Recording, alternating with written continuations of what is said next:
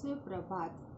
अॼु असां सिंध जे माइनास ऐं सरताज शाइर शाह अब्दुल लतीफ़ भिटाईअ जे बारे में ॼाण हासिल कंदासीं।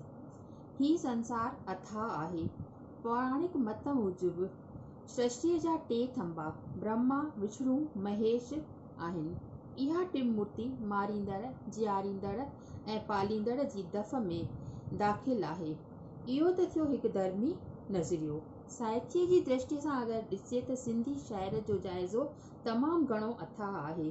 उन जी माया बेअंत आहे। सारी सिंध जे आवाज़ जी यकायक फलक शिकाव कजे त शाह सचल सामीअ जी टिमूर्ति खे खड़ो करणो पवंदो। सिंधी साहित्य जा इहे टे थंबा नर शाइर आहिनि जिन वेदांत ऐं तसव्वुफ़ जे सागर खे घाघर में समाए छॾियो आहे। आदि खां वठी शहर जो क़दुरु हर कंहिं समय में हर कंहिं देश में पियो थियो आहे। शहर सभिनी इल्मनि जो सार ऐं इंसानी ज़ात जो मूल्यवान खज़ानो आहे। इंसानी तसवर जेके बि लतीफ़नि पैदा कया आहिनि तिन सभिनी जो सरताज शहर आहे। हर साहित्य जी शुरूआति शहर सां ई थी आहे। हर ज़माने हर जाइ आशिक़ माशूक़ जी रमज़ में बेरूनी बातियूं कंदे रूह जी रिहाण कई आहे। छा शाह, छा सचल, छा सामी, छा दलपत ॻाल्हि मिड़नी हिकु रूहानी यानी आध्यात्मिक कई आहे, मगर रंग बिरंगी बात बात तरीक़े सां ॻाल्हि खे गुनागू वेस टकाया अथनि। इन्हनि आशिक़नि ॻाल्हियुनि जी रूह रिहाण लाइ शाह सचल सामीअ मां असांखे बेशुमार गंज हासिल थींदो। इन्हनि सूफ़ी संतनि उहा का रूहानियत जी पलट पलटा कई आहे जंहिंमें असांजी दिलि ऐं दिमाग़ ॿई अतर सां पुरअसर ऐं सुगंधित पे थिया आहिनि। अॼु सिर्फ़ु शाह साहिब करूं न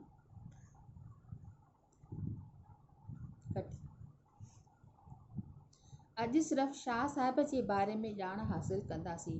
शाह साहिब लोक साहित्य खे उन्हीअ पद ते आंदो जंहिं ते ॿियनि महाकवियुनि घणीअ जाखोड़ सां पंहिंजी रचनाउनि खे रसायो। अजब थो लॻे त असांजे शाह साहिब सिंध जे वारीअ ऐं जल ते अहिड़ो कहिड़ो मंत्र पढ़ियो जो उन मां अहिड़ियूं सुहिणियूं सूरमियूं पैदा थियूं जिन जो मट जगत जे साहित्य में ॻोल्हियो न लभंदो। किथे ॾिस त ससुई थी लोकाणी लॼ लाहे पुन्नुअ पुठियां डूंगर थी डोरे त किथे मूमल रातियुनि जूं रातियूं राणे जे ओसीड़े में थी जागे।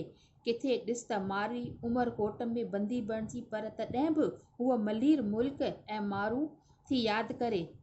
किथे ॾिस त लीला मणीअ खे मच में विझी चनेसर लाइ थी ॻोढ़ा ॻाड़े त किथे सुहिणी पिणु सियारे जी थधी राति में साहिड़ कान कारीहर कुंड थी तरे त नूरी गंदरी बि समय ॼाम तमाचे सां गॾु सुहिज थी माणे। सोरठ वर तो राग ते रीजे ऐं कटारीअ सां कंध कपे थो ॾिए। न रुगो एतिरो पर कन कापड़ी बि पंहिंजे तमह खे मारे राम खे थो यादि करे। शाह जे हिकु हिकु बैत में सिंधियत जो अक्स पिणु नमूदार आहे। नमूदार मतिलबु उन में ॾिसण में अचे थो अक्स चिटियल आहे। शाह जे वाता सिंधियत ॼण पाण थी ॻाल्हाए। शेक्सपियर जे नाटकनि मां इंग्लैंड जे नर नारियुनि, पखियुनि, जानवरनि, गुलनि ऐं गाहनि जी एतिरी समक न पवंदी जेतिरी कि शाह जे शहर मां पुराणियुनि चीज़ुनि बाबति पइजी सघे थी। शाह जो शहर पढ़ण सां सिंध जा कोरी ऐं कलाल, सराफ़, वणझारा, मेहार, मारू, झत ऐं सरदार चारण ऐं नाचू अखियुनि अॻियां अचो था पियनि। शाह जी कहाणियुनि में सिंध जे दरिया ऐं सिंध जूं ढंढूं, सिंध जा डूंगर शाह जी कहाणियुनि में सिंध जो दरिया, सिंध जूं ढंढूं, सिंध जा डूंगर ऐं सिंध जूं ॿिटूं, सिंध जा कोट ऐं सिंध जा पखा मन खे मोहीनि था। शायदि शाह साहिब ई हिकु यगानो शाइर आहे जंहिं सही माना में सिंधियत जी तर्जमानी कई आहे। शाह जे शहर मां ज़ाहिर आहे त अंदरि इल्म इलाहीअ जे बेअंत खज़ाननि सां भरपूर हो। जंहिं ख़ुदा जी मोहबत में हू मस्तानो हो, तंहिं हिन जे सीने ते सभु इल्म अज़ल खां उकिरे छॾियो हो मतिलबु हुन ते चिन्हित करे छॾियो हो, बिल्कुलु अंदरि घड़े छॾियो हो। इन्हीअ लज़त जो मथसि एतिरो असरु थियो जो पाण बार बार ज़माने जे माण्हुनि खे मुखातिब थी चवंदो रहियो त पढ़ियो था पढ़नि कढ़नि कीन कल्ब में माना दिलि में, याने तरतीब खां सवाइ तइलीम ऐं अमल बिना इल्मु अहिड़ो आहे जहिड़ो पाणीअ मथां बुदबुदो, जंहिं मां फ़ाइदो थियण जी उमेद रखणु फिज़ूल आहे। जीअं पाणीअ जे मथां बुदबुदो थींदो आहे, उनजी पंहिंजी का हस्ती कोन हूंदी आहे, अहिड़ीअ तरह सां उहे माण्हू सिर्फ़ु पढ़नि था पर अंदरि ताईं उनखे कोन था हंडाइनि, त इहा ॻाल्हि ग़लति आहे। पर शाह जो शहर अहिड़ो आहे जो पढ़ण सां असांजी दिलि जे अंदरे तह ताईं पइजी वञे थो ऐं युग युगांतर ताईं उनजो असरु असांजे मथां थींदो रहे थो। शाह साहिब जा नसियाणा नुक़्ता सॼे रसाले में नमूदार आहिनि, चिन्हित आहिनि। शाह साहिब इंसान खे हिन बेबका ज़िंदगीअ जे नशे मां सुजाग कंदे फ़रमाए थो त कॾहिं ॻाढ़ो घोट कॾहिं मड़ मक़ाम में वारीअ संदो कोट अॾे अॾिबो केतिरो। शाह साहिब इश्क हक़ीक़त जो रस्तो ॿुधाईंदे फ़रमाए थो त निहाईअ खां नींहुं सिख मुंहिंजा सिपरी सड़े सारो ॾींहुं ॿाहिरि बाफ़ न कढे। मतिलब त शाह साहिब जे सॼे रसाले में हर जा हर क़दम निहायत नसीहाणा नुक़्ता माना निशानियूं टिड़िया पखड़िया पिया आहिनि, जिन जो पढ़ंदड़नि ते एतिरो त प्रभाव थिए थो जो हू उन ई वक़्तु पंहिंजे अंदर में रूहानी ताक़त खे नफ़्सानी ताक़त ते क़ाबिज़ सम्झे थो ऐं शैतानी आवाज़ संदसि अंदर मां काफ़ूर थियो वञे। हाणे अचो त ॾिसूं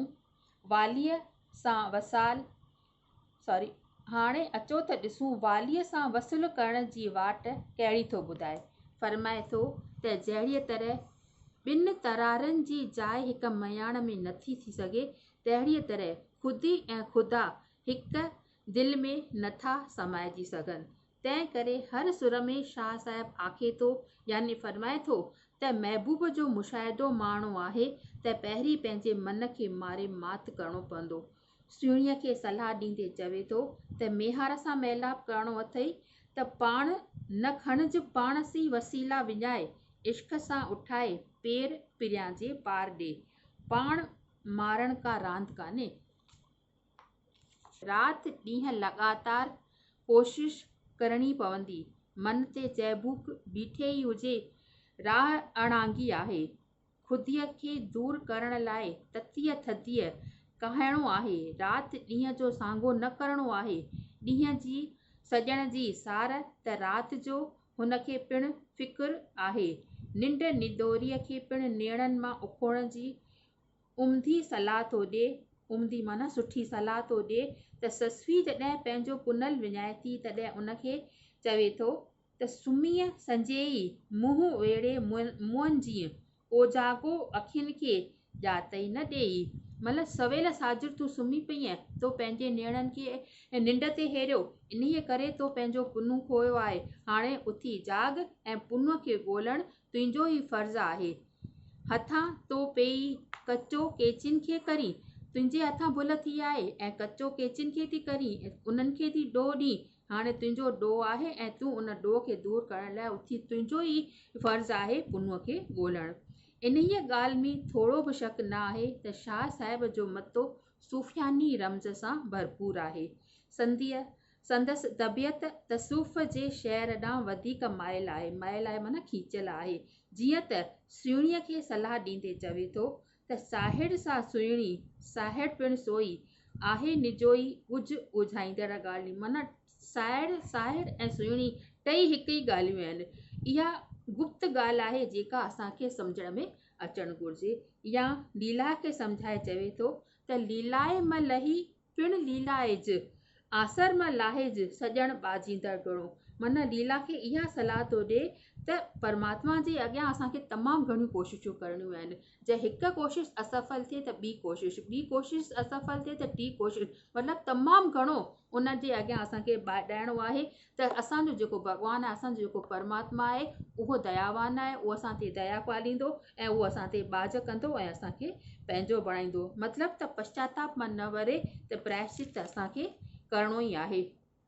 सालिक खे पिणु पाण क़ुर्बान करे विछड़े जो दाग मिटाइणो ई आहे। पोइ परमात्मा सभु अवगुण ऐं ऐब माफ़ करे खेसि पाण में लीन करे जनम मरण जे चक्र खां आजो थो करे। ज़ाहिर आहे त शाह साहिब जो समूरो नसीहत भरियो शहर असां सभिनी जी दिलनि ते तमामु घणो असरु विझे थो। असां सभु उन मां तमामु घणो फैज़ घुराईंदासीं। शाह पाण आखियो आहे त जेतो बैत बाहीं से आयतूं आहिनि, नियो मन लाई पिरियां सिंधे पार ॾे। धन्यवाद।